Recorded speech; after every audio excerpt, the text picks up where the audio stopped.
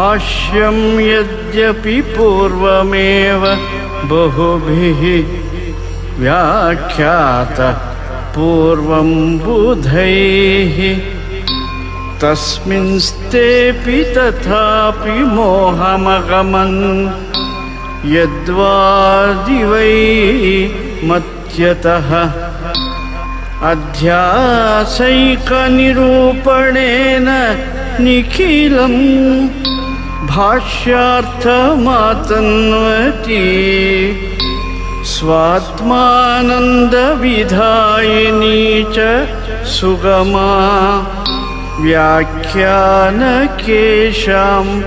मुदे व्याख्यानकेशां मुदे।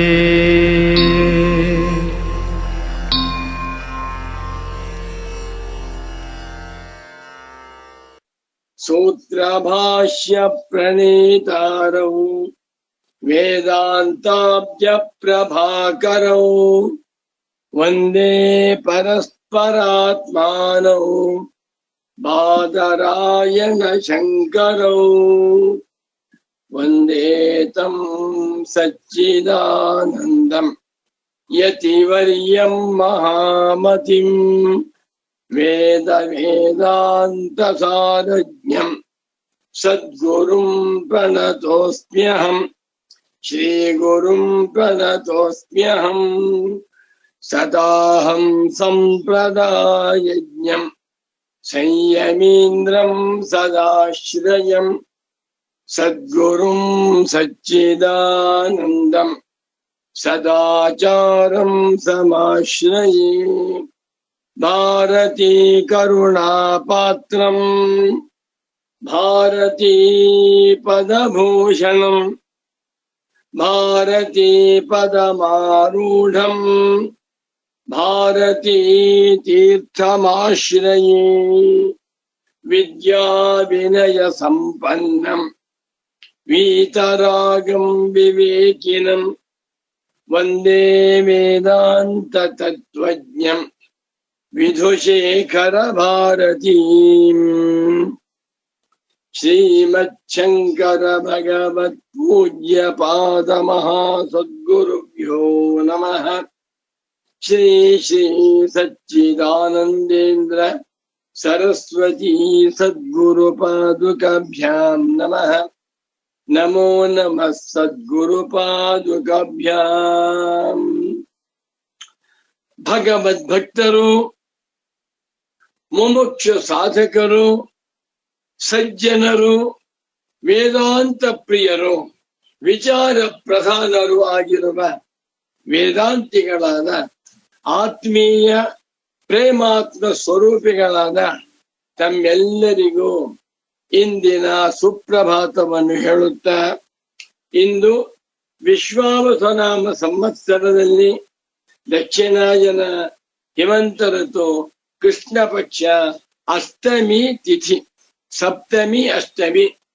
ಇಂದು ವಾರ ಸ್ಥಿರವಾರ, ಶನಿವಾರ. 2026ನೇ ಇಸ್ವಿಯಲ್ಲಿ ಜನವರಿ 10ನೇ ತಾರೀಖಿನ ಶನಿವಾರದ ಸುಪ್ರಭಾತವನ್ನು, ಶುಭೋದಯವನ್ನು ತಮ್ಮೆಲ್ಲರಿಗೂ ತಿಳಿಸುತ್ತಾ ಇಂದಿನ ಸುಗಮ ಪ್ರವಚನ ಕಾರ್ಯಕ್ರಮಕ್ಕೆ ತಮ್ಮೆಲ್ಲರಿಗೂ ಹೃತ್ಪೂರ್ವಕವಾದ ಸುಸ್ವಾಗತ. 160ನೇ ಪುಟ. ಯದಪ್ಯುಕ್ತಂ ನ ಚ ಪ್ರಮಾಣ ದೋಷಃ ತಜ್ಜನಿತ ಜ್ಞಾನೇ ಮಿಥ್ಯಾತ್ವಂ ವಾ ಪ್ರತೀಯತೆ ನಿಯಮೇನ ಅತಃ ನ ಸರ್ವಸ್ಯ ಪ್ರಮಾಣಸ್ಯ ಅಸಮೀಚೀನತಾ ಇತಿ. ತತ್ರ ಯದಿ ಅಯಮಭಿಪ್ರಾಯಃ ಜ್ಞಾನಸ್ಯ ಅಪ್ರಾಮಾಣ್ಯ ಕಾರಣಂ ದೋಷಾಪರನಾಮ್ನಿ ಕಾಚ ಕಾಮನಾದ್ಯ ರೂಪ ಕಾರಣ ಶಕ್ತಿ ಪ್ರತಿಬಂಧ ಸಾಮಗ್ರಿ ದುಷ್ಟಕರ್ಣ ಜನಿತಂಚ ಜ್ಞಾನಂ ಸಮೀಚೀನಮಿತಿ ತತ್ರ ತಥಾ ನಾಮಾಸ್ತು. ಬಹಳ ಚೆನ್ನಾಗಿದೆ. ಪರಮ ಪೂಜ್ಯ ಜ್ಞಾನಿ ವರೇಣ್ಯರು, ಜೀವನ್ಮುಕ್ತ ಪುಂಗವರು, ವಸ್ತುತಂತ್ರ ಪ್ರಿಯರು ಆಗಿರುವ ಶ್ರೀ ಶ್ರೀ ಶ್ರೀ ಸಚ್ಚಿದಾನಂದೇಂದ್ರ ಸರಸ್ವತಿ ಸ್ವಾಮೀಜಿಯವರು ಕಾಮ ಶಂಕರ ಭಗವತ್ ಪೂಜ್ಯ ಪಾದಾಚಾರ್ಯರು ಬರೆದಿರುವಂತಹ ಅಧ್ಯಾಸ ಭಾಷ್ಯವನ್ನ ವಿವರಿಸುತ್ತಾ ಸುಗಮ ವ್ಯಾಖ್ಯಾನದಲ್ಲಿ ಈ ಮಾತುಗಳನ್ನ ಆಡ್ತಾ ಇದ್ದಾರೆ. ಯದಪ್ಯುಕ್ತಂ ಪೂರ್ವ ಪಕ್ಷಿನ, ಪೂರ್ವ ಪಕ್ಷಿ ಮತ್ತೊಂದು ಮಾತನ್ನು ಹೇಳಿದ್ದ, ಅದನ್ನು ವಿಮರ್ಶೆ ಮಾಡೋಣ. ಏನಂತ? ಪ್ರಮಾಣ ದೋಷೋವ ತಜ್ಜನಿತ ಜ್ಞಾನೇ ಮಿಥ್ಯಾತ್ವಂ ವಾ ನ ನಿಯಮೇನ ಪ್ರತೀಯತೆ. ಪ್ರಮಾಣದಲ್ಲಿ ದೋಷವಿದೆ ಅಂತಲಾಗಲಿ, ಆ ಪ್ರಮಾಣದಿಂದ ಉಂಟಾಗಿರುವ ಜ್ಞಾನದಲ್ಲಿ ಯಾವಾಗಲೂ ಕೂಡ ನಿಯಮದಿಂದ ಮಿಥ್ಯಾತ್ವವೇ ತೋರುತ್ತದೆ ಅಂತಲಾಗಲಿ ಇಲ್ಲ. ಶಂಕರ ಭಗವತ್ ಪೂಜ್ಯ ಪಾದಾಚಾರ್ಯರು ಡೈರೆಕ್ಟ್ ಆಗಿ ಒಂದು ಮಾತು ಹೇಳ್ಬಿಟ್ರು. ತಮೇತಂ ಆತ್ಮಾನಾತ್ಮನೋರಿತರೇತರಾಧ್ಯಾಸಂ ಪುರಸ್ಕೃತ್ಯ ಸರ್ವೇ ಪ್ರಮಾಣ ಪ್ರಮೇಯ ವ್ಯವಹಾರ ಪ್ರವೃತ್ತ. ಇದು ತಪ್ಪು.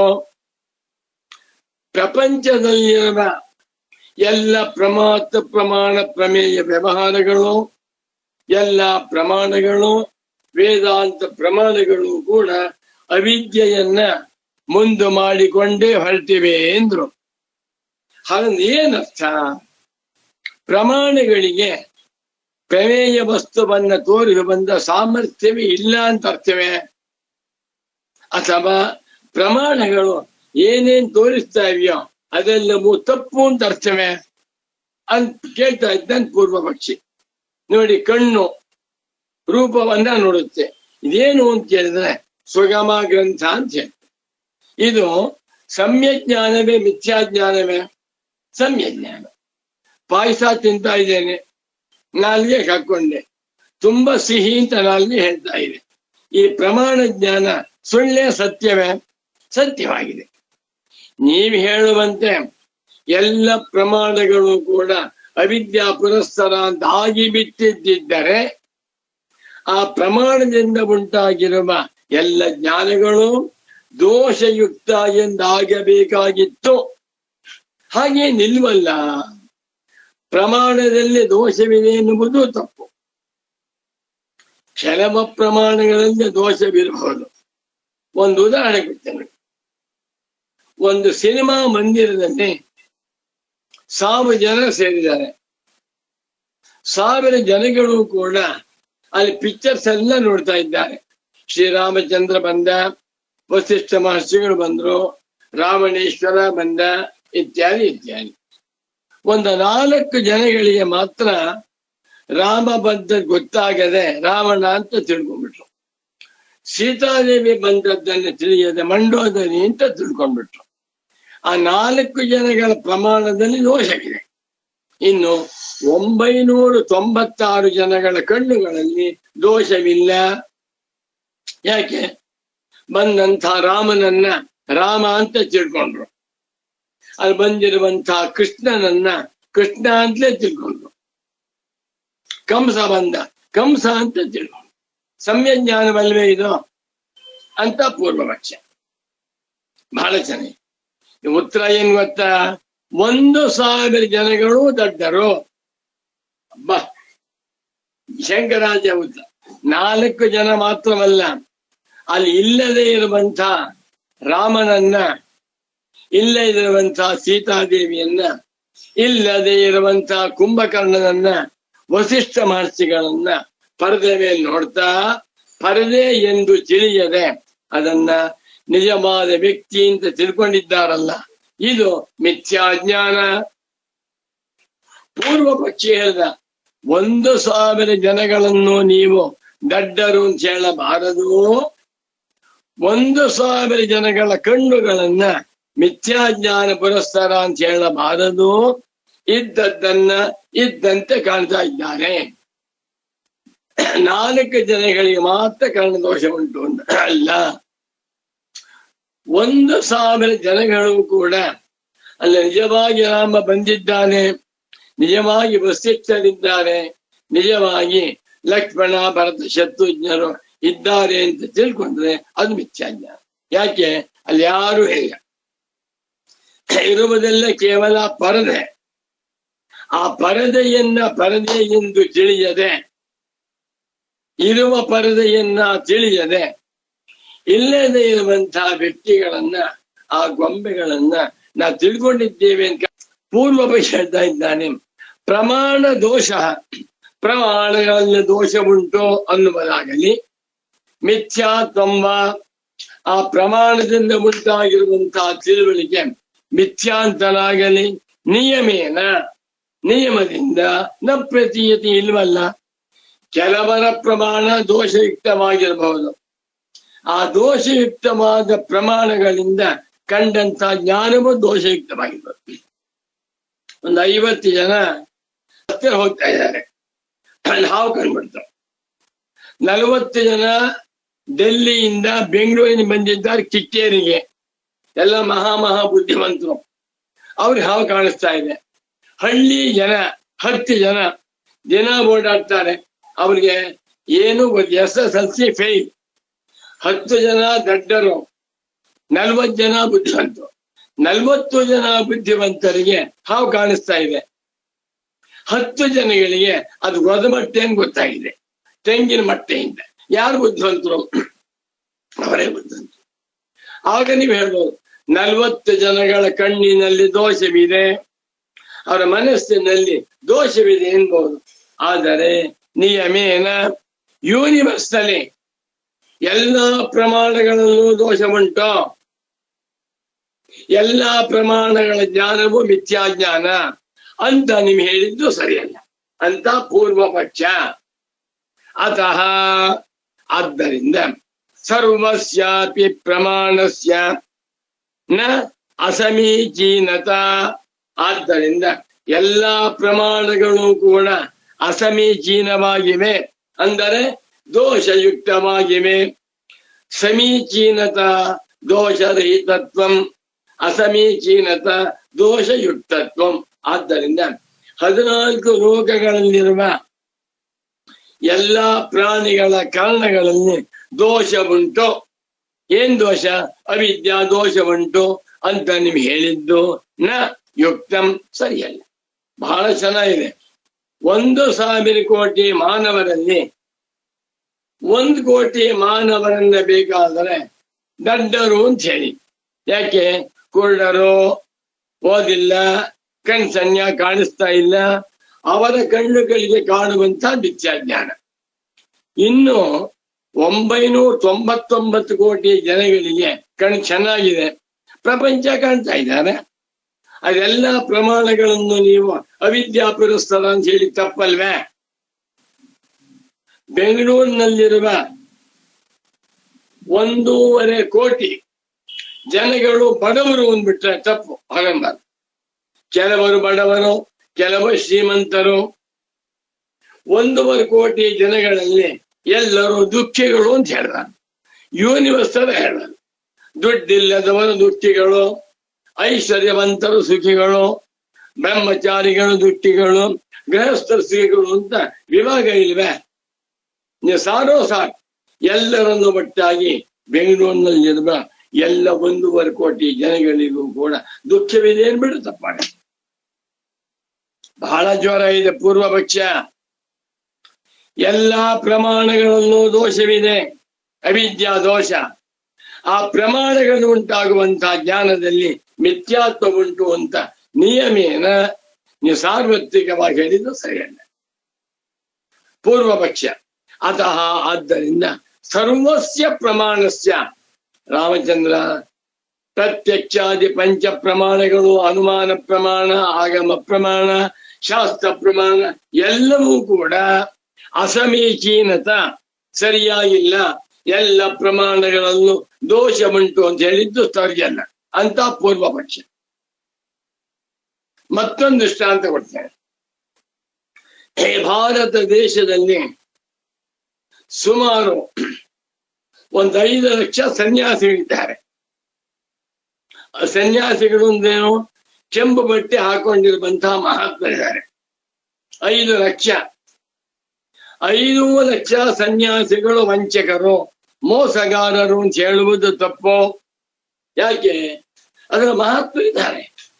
ಸನ್ಯಾಸಿಗಳು ವೇದಾಂತ ಓದುವಂತವರಿದ್ದಾರೆ, ಸನ್ಯಾಸಿಗಳು ಮಹಾ ತಪಸ್ವಿಗಳಿದ್ದಾರೆ, ಸನ್ಯಾಸಿಗಳು ಹೆಣ್ಣು ಹೊನ್ನು ಮಣ್ಣುಗಳಿಂದ ದೂರರಾಗಿ ಶಾಂತರಾಗಿರುವ ನಿಜವಾದ ಸನ್ಯಾಸಿಗಳು. 5 ಲಕ್ಷ ಜನಗಳಲ್ಲಿ 10,000 ಜನ್ಮಾದ್ರೂ ಕೂಡ ಶುದ್ಧರಾದ ಸನ್ಯಾಸಿಗಳಿದ್ದಾರೆ.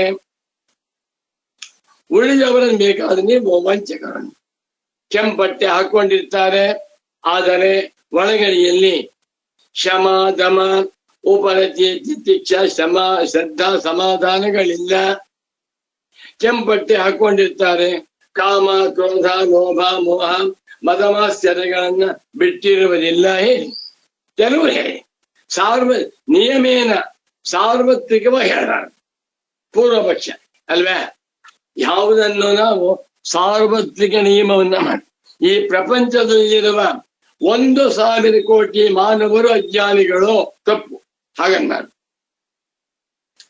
1 ಲಕ್ಷ ಬ್ರಹ್ಮಜ್ಞಾನಿಗಳಿದ್ದಾರೆ, ನಮ್ಗೆ ಗೊತ್ತಿಲ್ಲ. 1 ಲಕ್ಷ ಬ್ರಹ್ಮಜ್ಞಾನಿಗಳನ್ನು ನೀವು ಅಜ್ಞಾನಿಗಳ ಪಟ್ಟಿ ಸೇರಿಸುವಂತಹದ್ದು ನಯುಕ್ತಂ ಆಗ್ಬೋದಾ? ಅದೇ ತರಹ ನೋಡಿ, ಸರ್ವಸ್ಯ ಪ್ರಮಾಣಸ್ಯ, ಎಲ್ಲರ ಪ್ರಮಾಣಗಳು, ಎಲ್ಲ ಪ್ರಮಾಣಗಳು ಕೂಡ ಅಸಮೀಚೀನತ, ಸರಿಯಲ್ಲ, ಅಧ್ಯಾಸ ದೋಷದಿಂದ ಕೂಡಿದೆ ಅಂತ ಹೇಳಿದ್ದು ನಿಮ್ಮ ಮಾತು ತಪ್ಪು ಸ್ವಾಮಿ ಅಂತ ಪೂರ್ವಪಕ್ಷ. ಕರೆಕ್ಟ್ ಆಗಿದೆ. ಅಬ್ಬಾ, ಶಂಕರಾಚಾರ್ಯರು ಒಂದು ಆಟಂ ಬಾಂಬ್ ಬಿಟ್ರು. ಏನಂತ? ತಮೇತಂ ಆತ್ಮಾನಾತ್ಮನೋ ಇತರೇತರಾಧ್ಯಾಸಂ ಪುರಸ್ಕೃತ್ಯ ಸರ್ವೇ ಪ್ರಮಾಣ ಪ್ರಮೇಯ ವ್ಯವಹಾರ. ಸರ್ವೇನು ಬಿಟ್ರು. ಸರ್ವ ವ್ಯವಹಾರ ಏಕವಚನ, ಸರ್ವೋ ವ್ಯವಹಾರ ಉದ್ವಿವಚನ, ಸರ್ವೇ ವ್ಯವಹಾರ, ಎಲ್ಲಾ ವ್ಯವಹಾರಗಳು, ಎಲ್ಲರ ವ್ಯವಹಾರ. 1,000 ಕೋಟಿ ಮಾನವರ ಎಲ್ಲಾ ವ್ಯವಹಾರಗಳಲ್ಲಿಯೂ ಅವಿದ್ಯಾ ಉಂಟು. ತಪ್ಪು. ಹಾಗೆ ಹೇಳಬಾರ್ದು ನೀವು. ಏಕೆಂದರೆ ಕೆಲವರು ಜ್ಞಾನಿಗಳಿರಬಹುದು, ಕೆಲವರು ಬುದ್ಧಿವಂತರಿದ್ದಾರೆ, ಸೈಂಟಿಸ್ಟ್ ಇದ್ದಾರೆ, ಮಹಾ ಮೇಧಾವಿಗಳಿದ್ದಾರೆ, ಮಹಾ ಬುದ್ಧಿವಂತರಿದ್ದಾರೆ, ಮಹಾಪ್ರಾಜ್ಞರಿದ್ದಾರೆ, ಮಹಾಪಂಡಿತೋತ್ತಮರಿದ್ದಾರೆ. ಅವರನ್ನ ನೀವು ಅಜ್ಞಾನಿಗಳು ಅಂತ ಹೇಳ್ಬೋದೇ? ನೋಡಿ ಪೂರ್ವಪಕ್ಷ. ಇಲ್ಲಿ ಸರ್ವೇ ಶಬ್ದವನ್ನು ಕಿತ್ತಾಕ್ಬಿಡಿ. ಮನುಷ್ಯರ ಮಾಡುವ ಕೆಲವು ವ್ಯವಹಾರಗಳು ಅಧ್ಯಾಸ ಪುರಸ್ಕಾರ ಮುಟ್ಕೋತೇವೆ. ಅದನ್ನು ಬಿಟ್ಬಿಟ್ಟು ಸರ್ವೇ ವ್ಯವಹಾರ ಸರ್ವಾಣಿಜ್ಯ ಪ್ರಮಾಣ ಏನ್ ಮಾತಾಡ್ತಾ ಇದೆ? ಇದು ಸರಿಯಲ್ಲ. ಬಾ, ಈ ಬೆಂಗಳೂರಿನಲ್ಲಿ 1.5 ಕೋಟಿ ಜನಗಳು, 1 ಲಕ್ಷ ಜನ ವೇದ ಪುರುಷರಿದ್ದಾರೆ, 1 ಲಕ್ಷ ಜನ ಮಹಾ ಮೇಧಾವಿಗಳಿದ್ದಾರೆ, 1 ಲಕ್ಷ ಜನ ದೊಡ್ಡ ಶ್ರೀಮಂತರಿದ್ದಾರೆ, 1 ಲಕ್ಷ ಜನ ಒಳ್ಳೆ ಜ್ಞಾನಿಗಳು ಬುದ್ಧಿವಂತರಿದ್ದಾರೆ. ಅವರ ವ್ಯವಹಾರಗಳನ್ನು ನೀವು ಅಜ್ಞಾನಿಗಳ ವ್ಯವಹಾರದ ಪಟ್ಟಿ ಸೇರಿಸುವಂತಹದ್ದು. ಶ್ರೀರಾಮ್ ಜಯರಾಮ್. ಆದ್ದರಿಂದ ಎಲ್ಲಾ ಪ್ರಮಾಣಗಳನ್ನು ನೀವು ಅಧ್ಯಾಸ ಪುರಸ್ಕಾರ ಅಂತ ಹೇಳುತ್ತಿರುವಂತಹದ್ದು ನ ಸಮೀಚೀನತ, ಸರಿಯಲ್ಲ ಅಂತ ಪೂರ್ವಪಕ್ಷ. ಈ ಪೂರ್ವಪಕ್ಷವನ್ನು ಹಾಕೊಂಡು ಯಾರ್ ಸ್ವಾಮಿ ನಮಗೆ ಅಧ್ಯಾಸ ಭಾಷ್ಯದ ತಾತ್ಪರ್ಯವನ್ನ ತಿಳಿಸುವಂತಹ ಮಹಾತ್ಮರಿದ್ದಾರೆ? ಯಾರೂ ಇಲ್ಲ. ಅವ್ರು ಗೊತ್ತಿದ್ದು ತಾನೆ.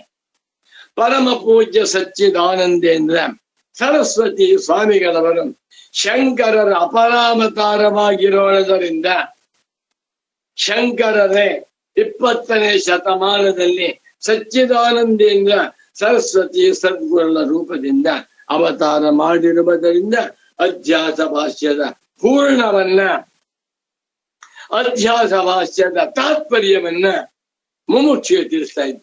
ಇಂಥ ಗ್ರಂಥ ಎಲ್ಲ ಮೂಲೆ ಬಿದ್ದಿತ್ತು. ಏನನ್ಯಾಯ!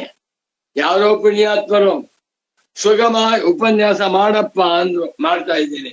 ನೀವೆಲ್ಲರೂ ಊಟ ಮಾಡ್ತಾ ಇದ್ದೀರ, ಬಹಳ ಸಂತೋಷ ಅಂತ ಪೂರ್ವ ಪಕ್ಷ. ಇದಕ್ಕೆ ಗುರುಗಳು ಉತ್ತರ ಕೊಡ್ತಾ ಇರ್ತಾರೆ, ಬಹಳ ಚೆನ್ನಾಗಿ ಅದ್ಭುತವಾಗಿ. ತತ್ರ ಯದಿ ಅಯಮಭಿಪ್ರಾಯ, ಇದು ಪೂರ್ವ ಪಕ್ಷ.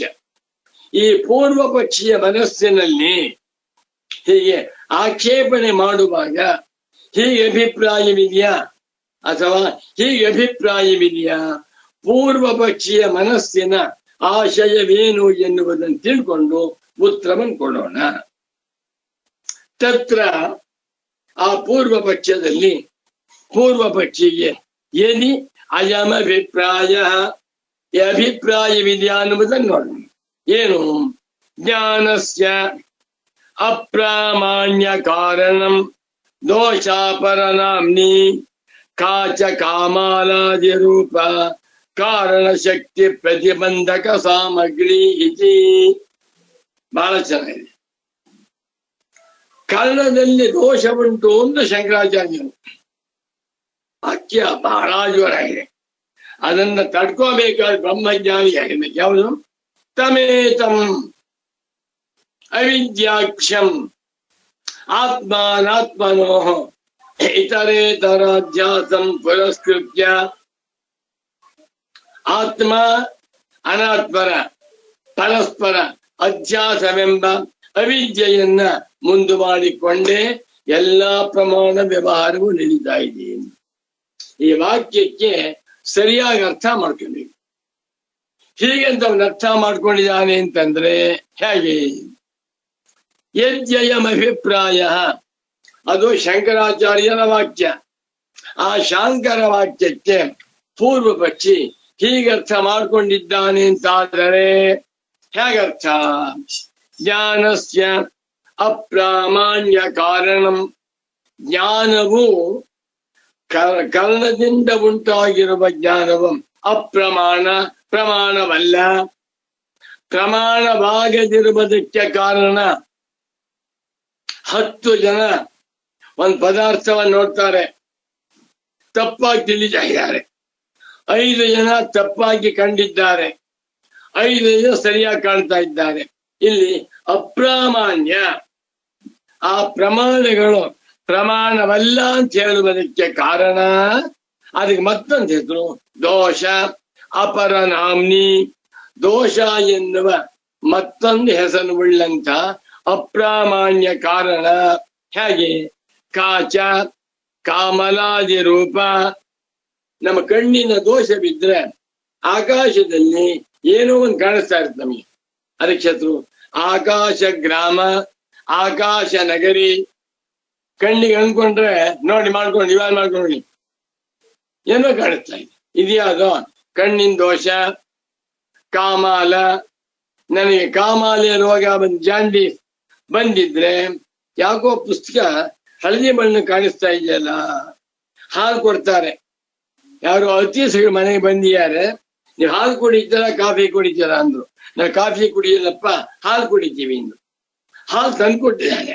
ಅವರಂತಾರೆ, ಯಾಕೋ ನೀವು ಹಾಲು ತಂದ್ಕೊಡ್ತೀವಿ ಅಂತ ಹೇಳಿದ್ರೆ ಕಾಫಿ ಕೊಟ್ಬಿಟ್ಟಿದ್ದೀರಲ್ಲ. ಇಲ್ಲ ಸ್ವಾಮೀಜಿ, ಕಾಫಿ ಅಲ್ಲ ಹಾಲು. ಇಲ್ಲ, ನನಗದು ಹಳದಿ ಬಣ್ಣ ಕಾಣಿಸ್ತಾ ಇದೆಯಲ್ಲ, ಕಣ್ಣಿನ ದೋಷ. ಆಕಾಶದಲ್ಲಿ ನಗರಿ ಇಲ್ಲ,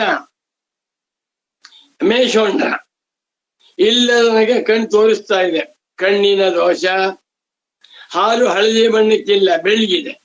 ಬೆಳ್ಳಗಿರುವ ಹಾಲನ್ನ ಹಳದಿ ಬಣ್ಣ ಕರ್ಣ ದೋಷ. ಇದನ್ನ ಶಂಕರಾಚಾರ್ಯ ಹೇಳ್ತಾ ಇದ್ದಾರೆ ಅಂತ ನೀವು ಅರ್ಥ ಮಾಡ್ಕೊಂಡಿದ್ದೀರಾ? ಜ್ಞಾನವು ಮುಟ್ಟಾದಂಥ ಜ್ಞಾನ. ಕಾಫಿ ಹಳದಿ ಬಣ್ಣಕ್ಕಿದೆ, ಸರಿ. ಹಾಲು ಹಳದಿ ಬಣ್ಣಕ್ಕಿದೆ, ತಪ್ಪು. ಕಾಫಿಯನ್ನ ಸ್ವಲ್ಪ ಹಳದಿ ಬಣ್ಣಕ್ಕಿದೆ ಅಂತ ತಿಳ್ಕೋಬಹುದು. ಯಾಕೆ? ಕಾಫಿ ಪುಡಿ ಹಾಲು ಮಿಶ್ರಣ. ಹಾಲು ಬೆಳ್ಳಗಿದೆ. ಬೆಳ್ಳಗಿರುವ ಹಾಲನ್ನ ಹಳದಿ ಬಣ್ಣಕ್ಕಿದೆ ಅಂತ ತಿಳ್ಕೊಂಡ್ರೆ ಅದು ಕರ್ಣದೋಷ. ಕರ್ಣ ಶಕ್ತಿ ಪ್ರತಿಬಂಧ. ಇಲ್ಲಿ ಕಾರಣ ಶಕ್ತಿ ಅಂತಿದೆ, ಕರ್ಣ ಅಂತಿರ್ಬೇಕು ಅನ್ಕೊಂಡಿದ್ದೀನಿ. ಅದು ಕರ್ಣದಲ್ಲಿರುವಂತಹ ಶಕ್ತಿಯನ್ನ ಅಡ್ಡಿ ಮಾಡುವಂತಹದ್ದು. ನನ್ನ ಕಣ್ಣಿನಲ್ಲಿ ಪದಾರ್ಥಗಳನ್ನ ಇರುವಂತೆ ಬೆಳಗುವಂತಹ ಶಕ್ತಿ ಇದೆ. ಆ ಶಕ್ತಿ ಅಡ್ಡಿಯಾಗ್ಬಿಟ್ಟಿದೆ, ಯಾವುದು ದೋಷ ಅಂತ ಅರ್ಥವಾದ್ರೆ ದುಷ್ಟಕರಣ ಜನಿತಂಚ ಜ್ಞಾನಂ ಸಮೀಚೀನ ಮಿತಿ. ಆದ್ದರಿಂದ ದುಷ್ಟಕರಣ ಜನಿತ, ದುಷ್ಟ ದೋಷಯುಕ್ತ, ದೋಷದಿಂದ ಕೂಡಿರುವಂತಹ ಕರ್ಣದಿಂದ, ದೋಷವುಳ್ಳಂತಹ ಕಣ್ಣಿನಿಂದ, ಕಾಮಾಲರೋಗ ಎನ್ನುವ ದೋಷ ಬಂದಿದೆ ಅಂತಹ ಕಣ್ಣಿನಿಂದ, ಆ ಕರ್ಣದಿಂದ ಜನಿತಂ ಜ್ಞಾನಂ, ಹುಟ್ಟಿದ ಜ್ಞಾನವು ಅದು ಸಮೀಚೀನವಾಗಿರ್ಬೇಕಲ್ವೇ ಅಂದ್ರೆ ಸಾಧ್ಯವಿಲ್ಲ. ದುಷ್ಟ ಕರ್ಣದಿಂದ ಉಂಟಾದಂತಹ ಜ್ಞಾನ ಎಂದೆಂದಿಗೂ ಸಮೀಚೀನವಲ್ಲ, ಒಪ್ಕೋತೇವೆ. ಹೀಗೆ ನೀವೇನಾದ್ರೂ ಅರ್ಥ ಮಾಡ್ಕೊಂಡಿದ್ದೀರಾ ಅಂತಾದರೆ ಅದು ಸರಿ. ಹೇಗೆ? ಶಂಕರ ಭಗವತ್ ಪೂಜ್ಯ ಪಾದಾಚಾರ್ಯರು ಅಧ್ಯಾಸವೆಂಬ ದೋಷವನ್ನ ಎಲ್ಲ ಕರ್ಣಗಳು ಉಳ್ಳವುಗಳಾಗಿವೆ ಎನ್ನುವ ಮಾತಿಗೆ ಕರ್ಣದಲ್ಲಿರುವಂತಹ ದೋಷದಿಂದ ನಮಗೆ ಸಂಯಜ್ಞಾನವಾಗ್ತಾ ಇಲ್ಲ ಅಂತ ಹೇಳ್ತಾ ಇದ್ದಾರೆ ಅಂತ ನೀವು ಅರ್ಥ ಮಾಡ್ಕೊಂಡಿದ್ದಾರೆ ಆಗ್ಬಹುದು. ತತ್ರ ತಥಾ ನಾಮ ಅಸ್ತು, ತಥಾ ನಾಮ ಹಾಗೆಯೇ ಆಗಲಿ. ಆದರೆ ನಾವು ಹಾಗೆ ಹೇಳ್ತಾ ಇಲ್ಲ. ಏನಂತ? ದೋಷಯುಕ್ತವಾಗಿರುವ ಕರ್ಣದಿಂದ ಕಂಡಂತ ಜ್ಞಾನವನ್ನ ಸಮ್ಯಜ್ಞಾನ ತಿಳ್ಕೊಳ್ಬೇಕು ಅಂತ ಹೇಳ್ತಾ ಇಲ್ಲ. ನಾವು ಹೇಳುತ್ತಿರುವ ಅಧ್ಯಾಸ ಒಬ್ಬ ಮನುಷ್ಯನಿಗೆ ಒಂದು ಕರ್ಣಕ್ಕೆ ಸಂಬಂಧಪಟ್ಟಂತಹ ವಿಷಯವಲ್ಲ. ನಹಿ ವಯಂ ಜ್ಞಾನೇ ಸಮೀಚೀನ ಅಸಮೀಚೀನ ವಿಭಾಗ ನಾಸ್ತ್ಯವೇದಿ ವದಿತುಂ ಪ್ರವೃತ್ತ. ಬ್ಯೂಟಿಫುಲ್ ಆನ್ಸರ್, ಬ್ಯೂಟಿಫುಲ್, ಅದ್ಭುತ ಅದ್ಭುತ. ನಮೋ ನಮಃ ಸಚ್ಚಿದಾನಂದೇಂದ್ರ ಸರಸ್ವತಿ ಪಾದಕಾಮಿ. ಪ್ರಪಂಚನೆಲ್ಲ ಸುತ್ತಮನೆ. ನನ್ನ ಅಭಿಪ್ರಾಯದಲ್ಲಿ ಇಡೀ ಪ್ರಪಂಚವನ್ನೇ ನೋಡ್ಕೊಂಡು ಬಂದರು ಸಚ್ಚಿದಾನಂದೇಂದ್ರ ಸರಸ್ವತಿ ಸ್ವಾಮಿಗಳಂತಹ ಬ್ರಹ್ಮಜ್ಞಾನಿಗಳ ಮಾತಿನ ಮುಂದೆ ಎಲ್ಲವೂ ಜೊಳ್ಳು. ನಹಿ ವಯಂ ವದಾಮಃ ವದಿತುಂ ಪ್ರವೃತ್ತ. ನಾವು ಹೀಗೆ ಹೇಳುವುದಕ್ಕೆ ಹೊರಟಿಲ್ಲ, ಹೀಗೆ ಹೇಳ್ತಾ ಇಲ್ಲ. ಏನಂತ? ಜ್ಞಾನದಲ್ಲಿ ಸಮೀಚೀನ ಜ್ಞಾನ ಅಸಮೀಚೀನ ಜ್ಞಾನ ಎನ್ನುವ ವಿಭಾಗವಿಲ್ಲವೇ ಇಲ್ಲ ಅಂತ ಹೇಳ್ತಾ ಇಲ್ಲ. ಸರಿಯಾದ ಕಾರಣದಿಂದ ಉಂಟಾಗಿರುವ ಜ್ಞಾನ ಸಮೀಚೀನ ಜ್ಞಾನ, ಕಾರಣ ದೋಷದಿಂದ ಉಂಟಾಗಿರುವ ಜ್ಞಾನ ಅಸಮೀಚೀನ ಜ್ಞಾನ. ಇದನ್ನ ನಾವು ಅಲ್ಲಗಳೆಯುತ್ತಿಲ್ಲ. ಆದರೆ ಎರಡೂ ಜ್ಞಾನಗಳನ್ನ ನಾವು ಅಧ್ಯಾಸ ಪುರಸ್ಸರ ಅಂತ ಹೇಳ್ತಾರೆ. ನಾವೊಂದು ಉದಾಹರಣೆ ಕೊಟ್ಟೆ, ಮತ್ತೆ ಉದಾಹರಣೆ ಕೊಡ್ತೇನೆ. ಮೊನ್ನೆ ಶಂಕರ ಸಿನಿಮಾಕ್ಕೆ ಹೋಗಿ ಬಂದಿದ್ದಲ್ಲ, ಅದು ರಿಕಾರ್ಡ್ ಆಗ್ಬಿಟ್ಟಿದೆ. ಜಗದ್ಗುರು ಆಚಾರ್ಯ ಶ್ರೀ ಶಂಕರ ಸಿನಿಮಾ ತುಂಬಾ ಚೆನ್ನಾಗಿದೆ. ಆ ಸಿನಿಮಾದಲ್ಲಿ ಶಂಕರಾಚಾರ್ಯರ ತಂದೆ ಬಂದಿದ್ದಾರೆ, ತಾಯಿ ಬಂದಿದ್ದಾರೆ, ಬಾಲಕ ಹುಟ್ಟಿದ್ದಾನೆ, ಚೂಡಾಕರ್ಮ ಮಾಡಿದ್ದಾರೆ. ಅವರ ತಂದೆ ಶಂಕರಾಚಾರ್ಯರ ಪಿತೃಪಾದರು ಸ್ವರ್ಗಸ್ಥರಾಗಿದ್ದಾರೆ. ಶಂಕರಾಚಾರ್ಯರ ತಾಯಿ ಉಪನಯ ಎಲ್ಲ ನಡೆದು ಕೊನೆವರೆಗೂ. ಈಗ ಅಲ್ಲಿ ನೋಡಿದ್ದೇವಲ್ಲ, ಎಲ್ಲರ ಕಣ್ಣಿಗೂ ಕಾಣಿಸಿದ್ದಾರೆ. 150 ಜನಗಳ ಕಣ್ಣುಗಳಿಗೂ ಕೂಡ ಎಲ್ಲವೂ ಚೆನ್ನಾಗಿ ಕಂಡಿದ್ದಾರೆ. ಒಂದು 4 ಜನ ಪರೆ ಬಂದಿತ್ತು. ಅವರಿಗೆ ಶಂಕರಾಚಾರ್ಯರು ಯಾರು, ಸುರೇಶ್ವರಾಚಾರ್ಯರು ಯಾರು, ಪದ್ಮಪಾದಾಚಾರ್ಯರು ಯಾರು ಅಂತ ಜ್ಞಾನವಾಗಲಿಲ್ಲ. 4 ಜನಗಳಿಗೆ ಸರಿಯಾದ ಜ್ಞಾನವಾಗಲಿಲ್ಲ. 146 ಜನ ಸರಿಯಾದ ಜ್ಞಾನವಾಯಿತು. ನಾವು ಹೇಳ್ತೇವೆ 150 ಜನಗಳ ಕಣ್ಣಿಗೆ ಅದು ನಿಜವಾಗಿ ಶಂಕರಾಚಾರ್ಯರು ಬಂದಿದ್ದರು ಅನ್ನುವಂತ ಅರಿವಾಗಿದ್ದರೆ ಅವರೆಲ್ಲರೂ ಅಜ್ಞಾನಿಗಳು ಅಂತೇವೆ. 146 ಪ್ಲಸ್ 4. ಯಾಕೆಂದ್ರೆ ಅಲ್ಲಿ ಯಾರು ಇಲ್ಲವೇ ಇಲ್ಲ, ಬರೀ ಫಿಲ್ಮ್, ಅದು ಚಿತ್ರ. ಹೌದಾ? ನಿಜವಾಗಿ ಶಂಕರಾಚಾರ್ಯರು ಬಂದಿದ್ದಾರ, ನಿಜವಾಗಿ ಸುರೇಶ್ವರಾಚಾರ್ಯ ಬಂದಿದ್ದಾರ? ಅಲ್ಲಿ ಸಿನಿಮಾ ಅಂತ ಪರದೆ. ಆದ್ಮೇಲೆ ಆ ಪರದೆಯಲ್ಲಿ ಇಲ್ಲದೆ ಇರುವಂತಹ ಚಿತ್ರಗಳನ್ನ ಸತ್ಯವಾಗಿದೆ ಎಂದು ಮಾಡಿಕೊಂಡಿರುವ 146 ಜನಗಳು ಪ್ಲಸ್ ಅದರ ತಪ್ಪಾಗಿ ಕಾಣುತ್ತಿದ್ದಂತಹ 4 ಜನ 150 ಜನಗಳ ಜ್ಞಾನವನ್ನ ನಾವು ವೇದಾಂತಿಗಳು ಸುಳ್ಳು ಅಂತೇವೆ. ಅಸಮೀನಿಚ ಅವನು ಹೇಳ್ತಾನೆ. ವೇದಾಂತಿ ಸುಬ್ರಾಯ ಶರ್ಮಾ ವಸ್ತುತಂತ್ರಜ್ಞ ಅವನು ಹೇಳಿದ್ದಾನೆ. ಅವನು ನೋಡ್ತಾನೆ. ಅವನ ಕಣ್ಣಿಗೆ ಪಟ್ಲಾಸ ಭಿನ್ನವಾಗಿ ಕಾಣಿಸ್ತಾ ಇದೆ. ಅವನು ಕೂಡ ಈ ವಿಷಯದಲ್ಲಿ ನಾನು ದಡ್ಡ ಅಂತ ಹೇಳ್ಕೊತಾನೆ. ಯಾರ ಜೊತೆಯಲ್ಲಿ? ಜನಗಳ ಜೊತೆ ಹೋಗಿದ್ದಾನೆ, ಸಿನಿಮಾ ನೋಡ್ಕೊಂಡ್ ಬಂದಿದ್ದಾನೆ, ಸಂತೋಷ. ಆದ್ದರಿಂದ ನಾವುಗಳು ಜ್ಞಾನದಲ್ಲಿ ಸಮ್ಯಜ್ಞಾನ ಅಸಮ್ಯಜ್ಞಾನ ಎನ್ನುವ ವಿಭಾಗವೇ ಇಲ್ಲ ಎಂದು ಹೇಳುವುದಕ್ಕಾಗಿ ಹೊರಟಿಲ್ಲ. ನಾವು ಅಷ್ಟೊಂದು ದಡ್ಡರಲ್ಲ. ವ್ಯಾವಹಾರಿಕ ಜ್ಞಾನವನ್ನು ಒಪ್ಪಿಕೊಂಡಿದ್ದೇವೆ. ವ್ಯವಹಾರದಲ್ಲಿ ಪುಸ್ತಕ ಬೆಳ್ಳಗಿದೆ, ವ್ಯವಹಾರದಲ್ಲಿ ಕುಂಕುಮ ಕೆಂಪಗಿದೆ, ವ್ಯವಹಾರದಲ್ಲಿ ಅರಿಶಿನ ಹಳದಿ ಬಣ್ಣಕ್ಕಿದೆ, ವ್ಯವಹಾರದಲ್ಲಿ ಸಕ್ಕರೆ ಸಿಹಿಯಾಗಿದೆ, ವ್ಯವಹಾರದಲ್ಲಿ ಗಾಳಿ ಬೀಸ್ತಾ ಇದೆ, ವ್ಯವಹಾರದಲ್ಲಿ ಸೋಫಾ ಮೃದುವಾಗಿದೆ, ವ್ಯವಹಾರದಲ್ಲಿ ಬೆಂಕಿ ಸುಡ್ತಾ ಇದೆ. ನಾವು ಒಪ್ಕೋತೇವೆ. ಆದರೆ ಇದೆಲ್ಲವೂ ಕೂಡ ವಿದ್ಯಾಪುರಸ್ಸರ ಅಂತ ಹೇಳ್ತಾ ಇದೆ. ಅಬ್ಬಾ ಎಷ್ಟು ಮಜಾ ನೋಡಿ.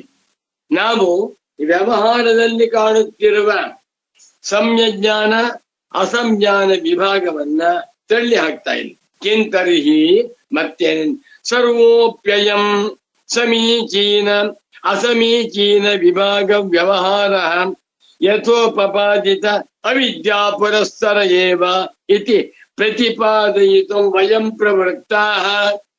ಮತ್ತೇನೆಂದರೆ ಲೋಕದಲ್ಲಿ ಕಾಣುತ್ತಿರುವ ಸಮೀಚೀನ ವ್ಯವಹಾರ, ಸಮ್ಯಜ್ಞಾನ ವ್ಯವಹಾರ, ಲೋಕದಲ್ಲಿ ಕಾಣುತ್ತಿರುವ ಅಸಮೀಚೀನ ವ್ಯವಹಾರ, ಅಜ್ಞಾನ ವ್ಯವಹಾರ, ಎಲ್ಲಾ ವ್ಯವಹಾರಗಳು ಯಥೋಪಪಾದಿತ ಮೇಲೆ ಉಪಪಾದನೆ ಮಾಡಲ್ಪಟ್ಟಿರುವಂತ, ಮೇಲೆ ತಿಳಿಸಿರುವಂತ ಅವಿದ್ಯಾ ಪುರಸ್ಸರ ಏವ ಅವಿದ್ಯೆಯನ್ನ ಇಟ್ಕೊಂಡೇ ಹೊರಡ್ತೀವಿ ಅಂತ ಹೇಳ್ತಾರೆ. ಏನ್ ಸ್ವಾಮಿ ಇದು? ಪರಮಾದ್ಭುತವಾದ ವ್ಯಾಖ್ಯಾನ. ಈ ಪ್ರಪಂಚದಲ್ಲಿ ಕೋಟಿ ಕೋಟಿ ಶ್ರೀಮಂತರು ಇದ್ದಾರೆ, ಕೋಟಿ ಕೋಟಿ ವಿದ್ಯಾವಂತರು ಇದ್ದಾರೆ, ಕೋಟಿ ಕೋಟಿ ಸುಂದರ ಮೂರ್ತಿಗಳು ಇದ್ದಾರೆ, ಕೋಟಿ ಕೋಟಿ ವಾಗ್ಮಿಗಳು ಇದ್ದಾರೆ, ಕೋಟಿ ಕೋಟಿ ಬಡವರು ಇದ್ದಾರೆ. ಎಲ್ಲವರನ್ನೂ ಕೂಡ ವೇದಾಂತಿಗಳು ವೇದಾಂತದ ದೃಷ್ಟಿಯಿಂದ ಬಡವರು ಅಂತ ಹೇಳ್ತಾರೆ. ಯಾಕೆ? ಆತ್ಮಜ್ಞಾನರಹಿತತ್ವಾತೆ. ಆತ್ಮಜ್ಞಾನವಿಲ್ಲದ ಒಬ್ಬ ಮನುಷ್ಯ 1,00,000 ಕೋಟಿ ಸಂಪಾದನೆ ಮಾಡಿದ್ದಾನೆ, ಅವನೊಬ್ಬ ಕೊಡುಬಡವ, ಅಷ್ಟೇ ಅವನತ್ತ ಆಸ್ತಿ. 1,00,000 ಕೋಟಿ ಮಾತ್ರ. ಬ್ರಹ್ಮಜ್ಞಾನಿ ಹೇಳ್ತಾನೆ, ಈ ಪ್ರಪಂಚದಲ್ಲಿರುವ ಎಲ್ಲ ಸಂಪತ್ತು ನನಗೆ. ಈಶಾವಾಸ್ಯಮಿದಂ ಸರ್ವಂ ಯತ್ಕಿಂಚ ಜಗತ್ಯಾಂ ಜಗತಂ. 14 ಲೋಕಗಳಲ್ಲಿ ಏನೇನು ಸಂಪತ್ತಿದೆಯೋ ಎಲ್ಲ ಸಂಪತ್ತು ನನ್ನದೇ. ಏತಾವಾನಸ್ಯ ಮಹಿಮಾ ಶ್ರೀರಾಮ ಜಯ ರಾಮ ಜಯ ಜಯ ರಾಮ್. ಈ ಪ್ರಪಂಚದಲ್ಲಿ ಎಷ್ಟು ಮಹಿಮೆಗಳು ಉಂಟು. ಒಬ್ಬನ ಮಹಿಮೆ ಮತ್ತೊಬ್ಬನಿಗೆ ಇಲ್ಲ. ಒಬ್ಬನು ಶ್ರೀಮಂತ, ಮತ್ತೊಬ್ಬನು ವಿದ್ಯಾವಂತ, ಮತ್ತೊಬ್ಬನು ಬುದ್ಧಿವಂತ, ಮತ್ತೊಬ್ಬನು ಸೈಂಟಿಸ್ಟು, ಮತ್ತೊಬ್ಬನು ವಾಗ್ಮಿ, ಮತ್ತೊಬ್ಬನು ಸನ್ಯಾಸಿ. ಒಬ್ಬನ ಸಂಪತ್ತು ಮತ್ತೊಬ್ಬನಿಗೆ ಇಲ್ಲ. ಭಿನ್ನ ಭಿನ್ನವಾದಂತ 100 ಸಂಪತ್ತುಗಳಿವೆ. ಎಲ್ಲವೂ ಕೂಡ ಪರಿಚ್ಛಿನ್ನ. ಹೌದಾ? ಬ್ರಹ್ಮಜ್ಞಾನಿ ಹೇಳ್ತಾನೆ, ಎಲ್ಲವೂ ನನ್ನದೇ. ಭಗವತ್ಪಾದ ಶಂಕರರು ಬಾಲಸ್ತಾವತ್ ಕ್ರೀಡಾಸಕ್ತಃ ತರುಣಸ್ತಾವತ್ ತರುಣೀರಕ್ತಃ ವೃದ್ಧಸ್ತಾವತ್ ಚಿಂತಾಮಗ್ನಃ ಪರೇ ಬ್ರಹ್ಮಣಿ ಕೋಪಿನ ಸಕ್ತಃ ಎಂದಿದ್ದಾರಲ್ಲವೇ? ಎನ್ನೈಸಿರಿ ಇದನಂತ. 84 ಲಕ್ಷ ಜೀವರಾಶಿಗಳ ಪೈಕಿ ಮಾನವ ಜನ್ಮ ಅತ್ಯಂತ ಪವಿತ್ರವೂ ಶ್ರೇಷ್ಠವೂ ಅಮೂಲ್ಯವೂ ಆಗಿ ಆತ್ಮಾನ್ವೇಷಣೆಗೆ ಸದವಕಾಶ ಇರುವಂಥದ್ದು. ಇಹ ಮನುಷ್ಯ ಜನ್ಮನಿ ಅವಶ್ಯಂ ಆತ್ಮಾವೇದಿತವ್ಯ ಇತ್ಯೇತದ್ ವಿಧೀಯತೆ. ಅಂದರೆ ಈ ಮನುಷ್ಯ ಜನ್ಮದಲ್ಲಿ ಅವಶ್ಯವಾಗಿ ಆತ್ಮನು ಅರಿಯಲ್ಪಡಬೇಕು ಎಂಬುದು. ಅಮೃತತ್ವಸ್ಯತು ನ ಆಶಾ ಅಸ್ತಿ ವಿತ್ತೇನ ಇತಿ ಹೋವಾಚ ಭಗವಾನ್ ಯಾಜ್ಞವಲ್ಕ್ಯ ಎಂದು ಬೃಹದಾರಣ್ಯಕ ಉಪನಿಷತ್ತಿನಲ್ಲಿ ಕೇವಲ ಹಣದಿಂದ ಅಮೃತತ್ವವು, ತೃಪ್ತಿಯು, ಶಾಂತಿಯು ಖಂಡಿತ ದೊರಕುವುದಿಲ್ಲ ಎಂಬ ಯಾಜ್ಞವಲ್ಕ್ಯ ವಚನದ ವಿವರಣೆಯನ್ನು ಮತ್ತು ಕೇನೋಪನಿಷತ್ತಿನಲ್ಲಿ ಶಂಕರರು ತಮ್ಮ ಭಾಷ್ಯದಲ್ಲಿ ವಿವರಿಸಿದ್ದಾರೆ. ತಾನು ನಾಮರೂಪ ಕರ್ಮಗಳನ್ನು ಮೀರಿದ ತತ್ವ. ಈ ಜಗತ್ತು ನಾಮರೂಪಗಳಿಂದ, ಕರ್ತೃಭೋಕ್ತೃಗಳಿಂದ ಕೂಡಿ, ದೇಶ ಕಾಲಗಳು, ಕ್ರಿಯೆ ಫಲಗಳಿಂದ ಕೂಡಿ, ಮನಸ್ಸಿನಿಂದಲೂ ಚಿಂತಿಸಲು ಸಾಧ್ಯವಿಲ್ಲದ ಹುಟ್ಟು, ಇರುವಿಕೆ, ಸಾವು ಇವುಗಳಿಗೆ ಯಾವ ಸರ್ವಜ್ಞ ಸರ್ವಶಕ್ತನೇ ಕಾರಣನೋ ಆ ಬ್ರಹ್ಮವೇ ನೀನು ಎಂಬುದು ವಾಕ್ಯಶೇಷವು ಎಂದು. ಬ್ರಹ್ಮಸೂತ್ರದ 7ನೇ ಸೂತ್ರವಾದ ಜನ್ಮಾದ್ಯಸ್ಯ ಯತಃ ಎಂಬ ಸೂತ್ರಕ್ಕೆ ತಮ್ಮ ಭಾಷ್ಯದಲ್ಲಿ ಹೇಳಿರುವುದು, ನಮ್ಮ ಒಂದೊಂದು ಅಂಗಾಂಗಗಳು ಕೋಟಿ ಕೋಟಿ ಹಣ ಕೊಟ್ಟರೂ ದೊರಕವು ಅಮೂಲ್ಯ. ಮಾನವ ಜನ್ಮವೇ ಅನೇಕ ಜನ್ಮದ ಸತ್ಕಾರ್ಯಗಳ ಫಲ. ಇದೇ ಐಸಿರಿ, ಐಶ್ವರ್ಯ. ತಾನು ಕಾಲಾಕಾಶಗಳನ್ನು ಮೀರಿರುವ ಸಾಕ್ಷಿಸ್ವರೂಪ. ಪಂಚಭೂತಗಳು ನನ್ನಿಂದಲೇ ಉದಯಿಸಿ ನನ್ನೊಳಗೇ ಲಯವಾಗುವುದನ್ನು ಸ್ವಪ್ನಾನುಭವದಲ್ಲಿ ಕಾಣಬಹುದು. ತಾನು ಮನಸ್ಸಿಗೂ ಮನಸ್ಸು, ಪ್ರಾಣಕ್ಕೂ ಪ್ರಾಣ, ಕಿವಿಗೂ ಕಿವಿ, ಹೆಚ್ಚೇಕೆ ಇಡೀ ಸೃಷ್ಟಿಗೆ ತಾನೇ ಮೂಲ. ತತ್ಸೃಷ್ಟ್ವಾ ತದೇವ ಅನುಪ್ರಾವಿಶತ್ ಎನ್ನುತ್ತದೆ ತೈತ್ತರೀಯ ಶ್ರುತಿ. ಎಲ್ಲ ಎಲ್ಲೆಕ್ಕಟ್ಟನ್ನೂ ಮೀರಿ ಸ್ವಯಂ ಸಿದ್ಧನಾಗಿ, ಸ್ವಯಂ ಜ್ಯೋತಿಃಪ್ರಕಾಶನಾಗಿ, ನಿತ್ಯ ಶುದ್ಧ ಬುದ್ಧ ಮುಕ್ತ ಸ್ವರೂಪನೇ ತಾನೆಂದು ಇಲ್ಲಿಯೇ ಈಗಲೇ ಸದ್ಗುರು ದೊರಕಿರುವಾಗಲೇ ತನ್ನ ಅನುಭವದಲ್ಲಿ ಕಾಣುವವನೇ ಅದೃಷ್ಟವಂತನಾದ ಮಾನವ ಎಂದು ಶ್ರೀಗಳು ಈ ಮುಂದಿನ ಹಾಡಿನಲ್ಲಿ ಹೇಳಿದ್ದಾರೆ. ವೃಥಾ ಪೇಚಾಡಬೇಡ ಎಂದು ಎಚ್ಚರಿಸುತ್ತಿದ್ದಾರೆ. ಎನ್ನೈ ಸಿರಿ ಇದನಂತ, ನನ್ನ ಸಿರಿಯು ಅನಂತವಾದುದು. ಭಲೆ ಇನ್ನೇನಿಹುದು ಇದಕ್ಕಿಂತ ಹೆಚ್ಚಿನದು ಇನ್ನೇನಿದೆ ಎಂದು.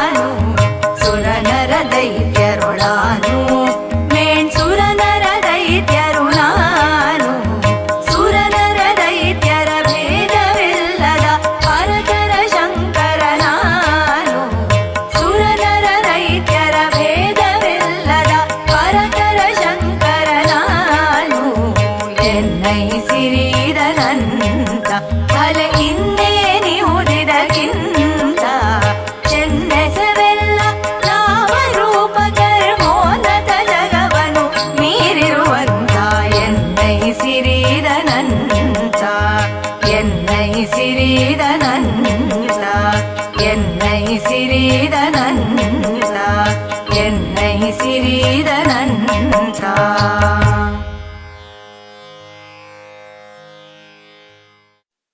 ಬ್ರಹ್ಮಜ್ಞಾನಿ ಒಬ್ಬನೇ ನಿಜವಾದ ಶ್ರೀಮಂತ. ಯಾಕೆ? ಬ್ರಹ್ಮಜ್ಞಾನದಿಂದ ಸರ್ವಾತ್ಮಭಾವಂ ಆಪನ್ನ. ವೇದಾಂತ ಅರ್ಥ ಮಾಡ್ಕೊಳ್ಳೋದು ಬಹಳ ಮಜಾ. ಆದ್ದರಿಂದ ನಾವುಗಳು ಸರ್ವೇ ವ್ಯವಹಾರ ಸರ್ವಾಣಿ ಪ್ರಮಾಣಾನಿ ಅಂತ ಹೇಳ್ತಾ ಇದ್ದೇವೆ. ಅರ್ಥವಾಗ್ತಾ ಇದೆ ಅನ್ಕೋತೇನೆ. ನನಗೆ ಅರ್ಥವಾಗಿದೆ, ನಿಮಗೂ ಅರ್ಥವಾಗ್ತಾ ಇದೆ. ಯಥೋಪಪಾದಿತ, ಮೇಲೆ ನಾವು ಉಪಪಾದನೆ ಮಾಡಿರುವಂತ ಅವಿದ್ಯೆಯನ್ನ ಪುರಸ್ಕಾರ ಮಾಡಿಕೊಂಡೇ ಹೇಳ್ತೇವೆ. ಒಂದು ಉದಾಹರಣೆ ಕೊಡ್ತೇನೆ. ಈ ಪ್ರಪಂಚದಲ್ಲಿ ಎಲ್ಲರೂ ಏನೋ ಕೆಲಸ ಮಾಡ್ತಾ ಇದ್ದಾರೆ.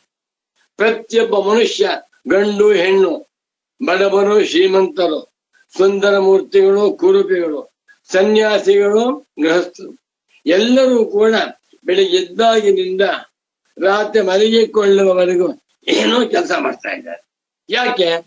ಕಾಮ ಪ್ರೇರಿತರಾಗಿ, ಕಾಮದಿಂದ ಕೆಲಸ. ಒಬ್ಬ ಉಪನ್ಯಾಸ ಮಾಡ್ತಾ ಇದ್ದಾನೆ, ಅವನಿಗೇನು ಆಸೆ? ನಾನು ವೇದಾಂತ ಪ್ರಚಾರ ಮಾಡಬೇಕು ಅಂತ ಆಸೆ. ನಮ್ಮ ಪುಸ್ತಕ ಬರೀತಾ ಇದ್ದಾನೆ, ಏನ್ ಆಸೆ? ಈ ಪುಸ್ತಕದಲ್ಲಿ ನನ್ನಲ್ಲಿರುವಂತಹ ಜ್ಞಾನವನ್ನ ಹಂಚಬೇಕೆಂಬ ಆಸೆ.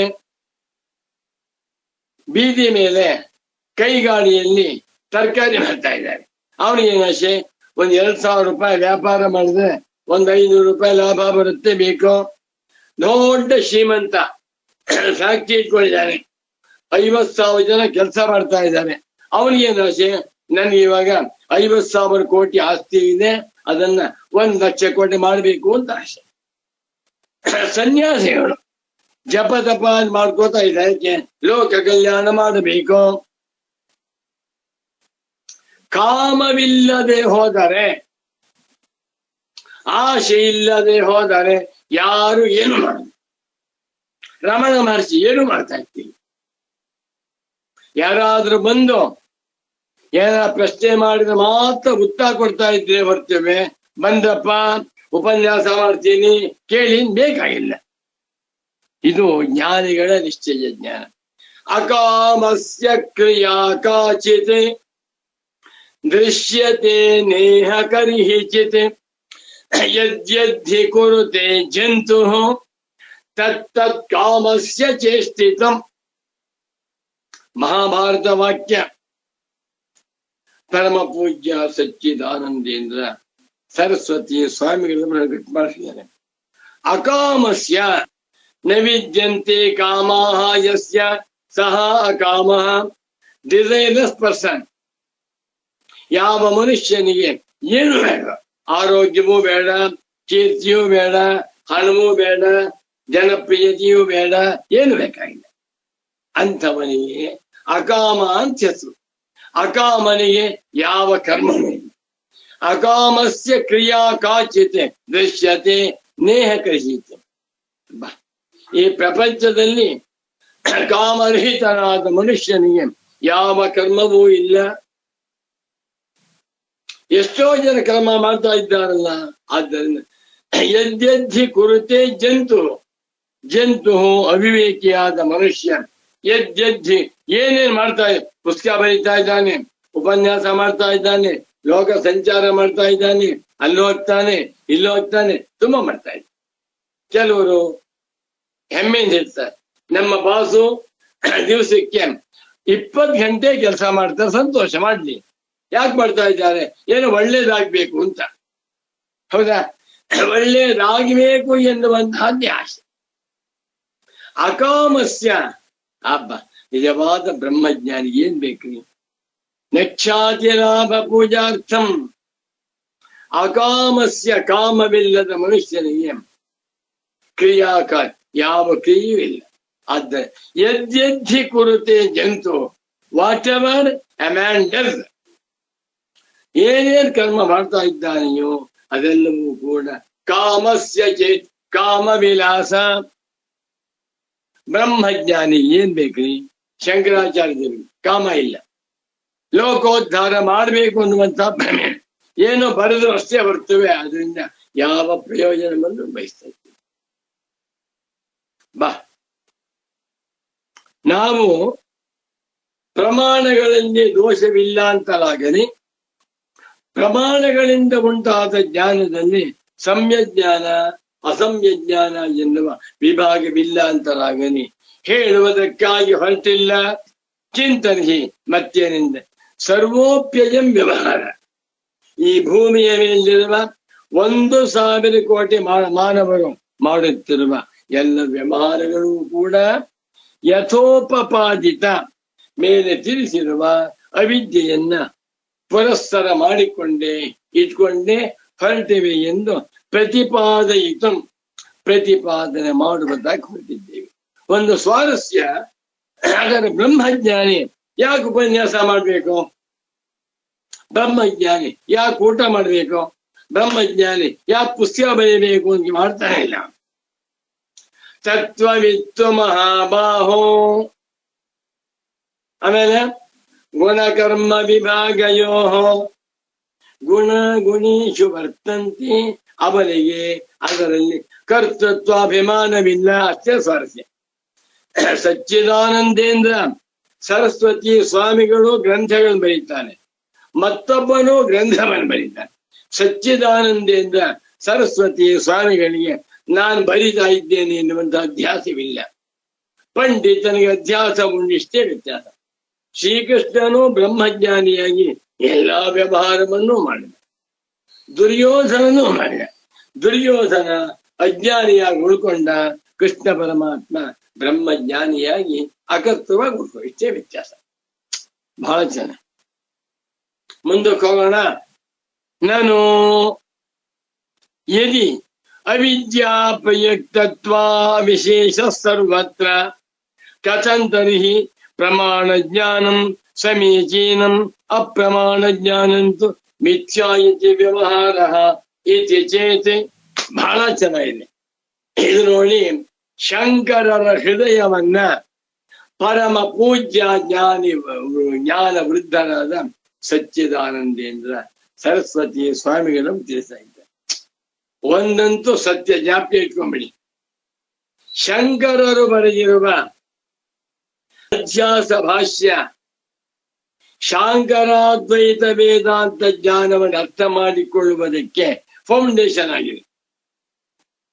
ಅಧ್ಯಾಸ ಭಾಷ್ಯದ ತಾತ್ಪರ್ಯವನ್ನ, ಶಂಕರರ ಹೃದಯವನ್ನ ಸರಿಯಾಗಿ ಅರ್ಥ ಮಾಡಿಕೊಂಡು ಉಪದೇಶ ಮಾಡುತ್ತಿರುವಂತ ಏಕೈಕ ಯತಿಪುಂಗವರು ಮಹಾತ್ಮರು ಅಂತಂದ್ರೆ ಸಚ್ಚಿದಾನಂದೇಂದ್ರ ಸರಸ್ವತಿ ಸ್ವಾಮಿಗಳು. ಇದು ಎರಡನೇ ಮಾತಿಲ್ಲ.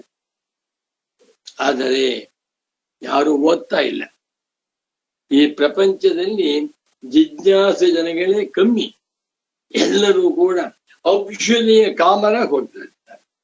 ಅವರಿಗೆ ಅಹಂ ಬ್ರಹ್ಮಾತ್ಮಿ ತಿಳ್ಕೊಂಡು ಮಾನವ ಜನ್ಮವನ್ನ ಸಾರ್ಥಕ ಪಡಿಸ್ಕೊಳ್ಬೇಕು ಅನ್ನುವಂತ ಆಶೆ ಬಹಳ ಕಮ್ಮಿ. ಇದು ನಾಳೆ ಮಾಡೋಣ. ಇನ್ನೊಂದು ಆಕ್ಷೇಪಣೆ ಆಗ್ತದೆ. ನಾನು ಅಲ್ಲ ಸ್ವಾಮಿ, ಯದಿ ಅವಿದ್ಯಾಪ್ರಯುಕ್ತತ್ವ ವಿಶೇಷ ಸರ್ವತ್ರ, ಪೂರ್ವ ಪಕ್ಷ, ಸರ್ವತ್ರ ವ್ಯವಹಾರೇಶು ಸರ್ವತ್ರ ಪ್ರಮಾಣೇಶು, ಎಲ್ಲಾ ಪ್ರಮಾಣಗಳು ಕೂಡ ಅವಿದ್ಯಾ ಪುರಸ್ತರತ್ವ ಎನ್ನುವಂತಹದ್ದು ಅವಿಶೇಷವಾಗಿದೆ. ಸೈನ್ಸ್ ಅನ್ನ ಉಪಯೋಗಿಸುವಾಗ ಶುದ್ಧವಾದಂತ ಮನಸ್ಸನ್ನು ಬಳಸ್ತಾನೆ. ಒಬ್ಬ ಕಳ್ಳತನ ಮಾಡ್ಬೇಕಾದ್ರೆ ತನ್ನ ಮನಸ್ಸನ್ನು ಬಳಸ್ತಾನೆ. ಎರಡೂ ಮನಸ್ಸುಗಳು ಅವಿದ್ಯಾ ಪುರಸ್ಸರ ಅಂತ ಬಂದ್ಬಿಟ್ರೆ ಸರ್ವತ್ರ ಕರ್ಣಗಳು, ಇಂದ್ರಿಯಗಳು, ಮನಸ್ಸು, ಬುದ್ಧಿ, ವೇದಾಂತ ಎಲ್ಲವೂ ಕೂಡ ಜನರಲ್ ಆಗಿ ಅವಿದ್ಯಾ ಪುರಸ್ತರತ್ವ ಅವಿದ್ಯಾಪಯುಕ್ತ ಅಂತ ಆಗಿಬಿಟ್ರೆ ಏನು ಗತಿ ಸ್ವಾಮಿ? ಏನೂ ಗತಿ ಇಲ್ಲ. ಅವಿದ್ಯಾ ಪುರಸ್ತರ ಎನ್ನುವಂತಹದ್ದು ಬ್ರಹ್ಮಜ್ಞಾನಿ ಒಬ್ಬನಿಗೆ ಗೊತ್ತು. ಉಳಿದವರೆಲ್ಲ ತಿಳ್ಕೊಂಡೆ ವ್ಯವಹಾರ ಮಾಡ್ತಾನೆ ಇರ್ತಾರೆ. ಒಂದು ಉದಾಹರಣೆ, 10 ಜನ ಮೇಲೆ ಒಬ್ಬ ಸೈಂಟಿಸ್ಟು ಈ ಭೂಮಿ ತಿರುಗ್ತಾ ಇದೆ, ಭೂಮಿ ದುಂಡಗಿದೆ ಅಂತ ಹೇಳ್ದ. ಒಬ್ಬ ಹೇಳ್ಬಿಟ್ರೆ ನಮ್ ಗತಿ ಏನು? ಜನಗಳ ಗತಿ, ನಾವು ಸೈಟ್ ತಗೋತೇವೆ 40-60 ಅಂತೇವೆ, ಅದು ಫ್ಲಾಟ್ ಆಗಿದೆ, ಅದು ಮನೆ ಕಟ್ಟಿಸ್ತೇವೆ. ಮನೆ ಕಟ್ಟಿಸ್ಬೇಕಾದ್ರೆ 1 ಕೋಟಿ ಖರ್ಚು ಮಾಡ್ತೇವೆ, ಆ ಮನೆ 100 ವರ್ಷ ಬದುಕಿರ್ಬೇಕು ಅಂತೇವೆ.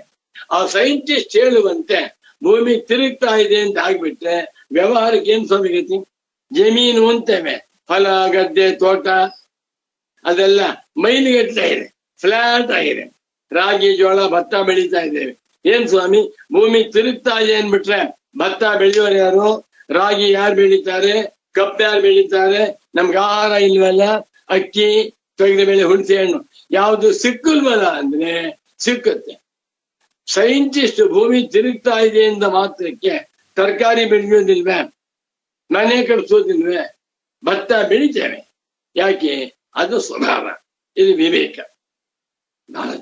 ಎಲ್ಲಾ ವ್ಯವಹಾರಗಳನ್ನು ಅವಿದ್ಯಾಪುರಸ್ತರ ಅಂತ ಹೇಳ್ಬಿಟ್ಟೆ ಜನಗಳ ಗತಿ ಏನೋ ಏನೂ ಇಲ್ಲ. ಬ್ರಹ್ಮಜ್ಞಾನಿಯು ವ್ಯವಹಾರವನ್ನು ಮಾಡ್ತಾನೆ, ಅಜ್ಞಾನಿ ಬ್ರಹ್ಮಜ್ಞಾನಿಯು ಕೂಡ ಫಸ್ಟ್ ಕ್ಲಾಸ್ ಆಗಿ ಅಡಿಗೆ ಮಾಡ್ಕೋತಾನೆ, ಊಟ ತಿಂಡಿ ಮಾಡ್ತಾನೆ, ಪಾತ್ರೆ ತೊಳಿತಾನೆ, ಜಮೀನಿದ್ರೆ ತರಕಾರಿ ಬೆಳಿತಾನೆ, ಬುದ್ಧಿ ಇದ್ರೆ ಪುಸ್ತಕ ಬರೀತಾನೆ, ಎಲ್ಲವನ್ನು ಮಾಡ್ತಾನೆ. ಅಜ್ಞಾನಿಗಳಂತೆ ಬ್ರಹ್ಮಜ್ಞಾನಿಯು ಕೂಡ ಎಲ್ಲವನ್ನೂ ಮಾಡ್ತಾನೆ. ಆದರೆ ಅವನಿಗೆ ಗೊತ್ತು, ಇವನಿಗೆ ಗೊತ್ತಿಲ್ಲ. ಸಿನಿಮಾ ಡೈರೆಕ್ಟರು, ಸಿನಿಮಾ ಪ್ರೊಡ್ಯೂಸರ್, ಸಿನಿಮಾದ ಆಕ್ಟರ್ಸಸ್ ಅವರು ಕೂಡ ತಾವು ನಡೆಸಿರುವಂತಹ ಸಿನಿಮಾ ನೋಡ್ತಾರೆ. ರಾಜಕುಮಾರ ಒಂದ್ ಸಿನಿಮಾ ತೆಗಿಯಾನೆ, ತುಂಬಾ ಚೆನ್ನಾಗಿದೆ, ಅದು ತುಂಬಾ ಜನ ನೋಡ್ತಾ ಇದ್ದಾರೆ. ಅವನು ತನ್ನ ಪತ್ನಿಯ ಸಮೇತನಾಗಿ ಸಿನಿಮಾ ನೋಡ್ಕೊಂಡ್ ಬರ್ತಾನೆ. ರಾಜಕುಮಾರನು ತಾನೇ ನಡೆಸಿರುವ ತನ್ನ ಸಿನಿಮಾವನ್ನ ನೋಡುವುದಕ್ಕೂ ಅವನನ್ನು ಬಿಟ್ಟು ಉಳಿದ ಜನ ನೋಡುವುದಕ್ಕೂ ಬಹಳ ವ್ಯತ್ಯಾಸ. ರಾಜಕುಮಾರಿಗೆ ಗೊತ್ತು, ನಾನೇನು ನಿಜವಾಗಿಲ್ಲ, ದಶರಥನಾಗಿದ್ದರೂ ಸಹಿತ ನನಗೆ 3 ಜನ ಪತ್ನಿಯರಿಲ್ಲ ಅಂತ ಗೊತ್ತು. ರಾಮನಾಗಿ ಪಾತ್ರ ಮಾಡುವಾಗ ಅವನಿಗೆ ಗೊತ್ತು, ನಾನು ದಶರಥನ ಮಗನಲ್ಲ ಅಂತ. ಹೌದಾ? ತತ್ವವನ್ನ ಬಲ್ಲವನಾಗಿ ವಿವೇಕದಿಂದ ಕೂಡಿಕೊಂಡವನಾಗಿ ನಟ ಸಿನಿಮಾ ನೋಡ್ತಾನೆ, ಅಜ್ಞಾನಿಗಳು ಅಸತ್ಯ ಅಂತ ನೋಡ್ತಾರೆ. ಆದ್ದರಿಂದ ವ್ಯವಹಾರ ಮಾಡುವುದು ಬಿಡುವುದು ಮುಖ್ಯವಲ್ಲ. ಏನೇ ವ್ಯವಹಾರ ಮಾಡುತ್ತಿದ್ದರೂ ಬ್ರಹ್ಮಜ್ಞಾನಿಗೆ ನಿಶ್ಚಿತ ಜ್ಞಾನವಾಗಿದೆ. ಏನಂತ? ನಾಮರೂಪಾತ್ಮಕಂ ವಿಶ್ವಂ ಇಂದ್ರಜಾಲಂ ವಿದುರ್ಬುಧ ಮಾಯಾಮಾತ್ರಮಿದದ್ವೈತಂ ಅದ್ವೈತಂ ಪರಮಾರ್ಥತ ಎನ್ನುವ ನಿಶ್ಚಯ ಜ್ಞಾನವುಳ್ಳವನಾಗಿ ಬ್ರಹ್ಮಜ್ಞಾನಿ ಎಲ್ಲಾ ವ್ಯವಹಾರಗಳನ್ನು ಮಾಡ್ತಾನೆ, ಯಾವ ವಿರೋಧವೂ ಇಲ್ಲ ಅಂತ ತೋರಿಸ್ತಾ ಇದ್ದಾರೆ. ಸಾಕು. ಓಂ ಶಾಂತಿ ಶಾಂತಿ ಶಾಂತಿ. ನಮೋ ನಮಃ ಸದ್ಗುರುಪಾದುಕಾಭ್ಯಾಂ. ಸರ್ವಾತ್ಮಾ ಸರ್ವದೃಗ್ಯೋಸೌ ಸರ್ವಾಧ್ಯಾಸ ನಿರಾಸಕೃತೆ ಸತತಂ ಸನ್ನಿಧತ್ತಾಂ ಮೇ ಹೃದಯೇ ಪರಮಶಿವಃ. ಓಂ ಶಾಂತಿ ಶಾಂತಿ ಶಾಂತಿ.